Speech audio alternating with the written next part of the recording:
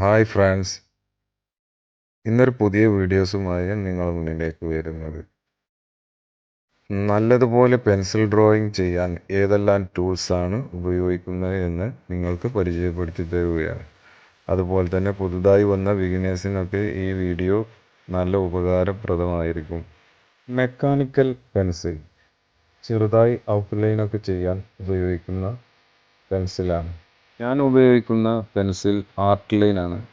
എൻ്റെ HB 2B 4B 6B 10B എന്ന പെൻസിലുകൾ, അത് ഒന്നിൽ നിന്ന് അങ്ങനെ പോകുമ്പോൾ അത് ഡാർക്ക് ഷെയ്ഡിനാണ് ഈ 10B.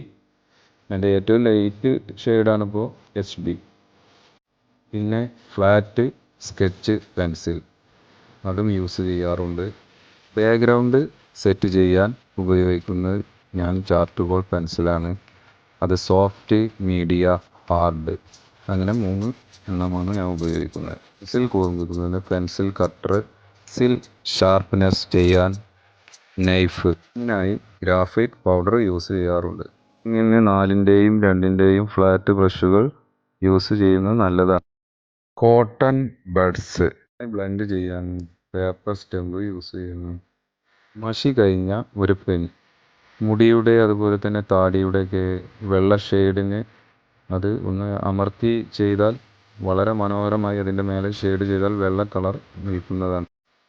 വൈറ്റ് ജെൽ പെന്ന് ഈ ലൈറ്റ് ഷെയ്ഡിനൊക്കെ ഉപയോഗിക്കുന്നത് ഞാൻ.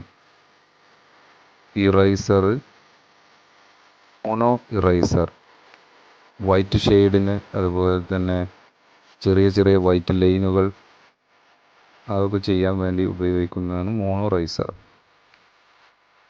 ചെറിയ ചെറിയ പേപ്പർ കഷ്ണങ്ങൾ നമ്മൾ വരക്കുന്ന പിക്ചറിനെ അഴുക്ക് വരാതെ ചെയ്യാൻ നമ്മളെ സഹായിക്കുന്നു.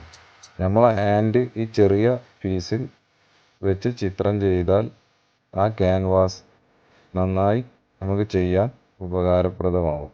പൗഡർ ഉണ്ടാക്കുന്നത് വളരെ എളുപ്പമാണ്. സാൻഡ് പേപ്പറിൽ കടലാസ് പെൻസിൽ ഉരച്ച് അതിൻ്റെ ആ പൗഡറാണ് നമ്മൾ ഗ്രാഫൈറ്റ് പൗഡറായി യൂസ് ചെയ്യുന്നത്. അതുപോലെ തന്നെ ബ്ലെൻഡിങ്ങിനായി പേപ്പർ സ്റ്റെമ്പ്, കോട്ടൺ ബഡ്സ്, ക്ലീനക്സും നമ്മൾ യൂസ് ചെയ്യാറുണ്ട്.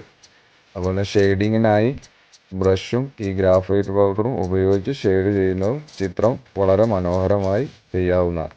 ഇത്രയും ടൂൾസുകളാണ് പെൻസിൽ ഡ്രോയിങ് സംബന്ധമായി നല്ലതുപോലെ ഒരു പിക്ചർ വരയ്ക്കാൻ ഉപയോഗിക്കുന്ന ടൂളുകൾ.